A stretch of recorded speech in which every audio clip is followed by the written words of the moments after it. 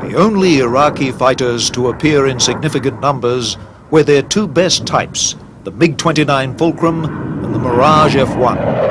The Iraqis put up very little resistance in the first weeks of the air campaign, and over 20 fighters were shot down with no Allied losses.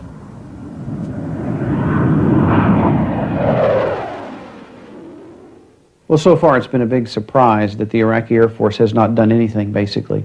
They've come up to be shot down. Apparently, most of the aircraft are underground, and at the first week of the war, we're hearing things from the military briefers that 80% of the aircraft are still intact in hardened shelters. Therefore, it's been a non-player, and the dogfights have been fairly straightforward. Go to the 6 o'clock and shoot them down. The only double kill of the war has been a Saudi pilot who caught two F-1s with Exocet. He apparently had no trouble in downing them both. This is what the Saudi F-15 pilot saw through his gun sight during the dogfight.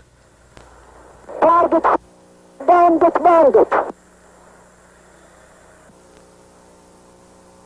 Stinger 20, confirm bandit. That's a farm, bandit.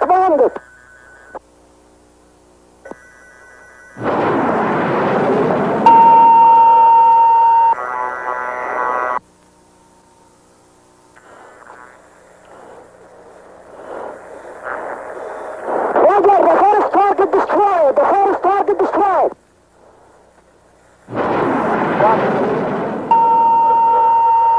Three, four, no right. Okay, let's proceed back there. Stinger 20, say ID of bandit. Roger, bandit, both target destroyed. Copy, both flash. That's affirmative.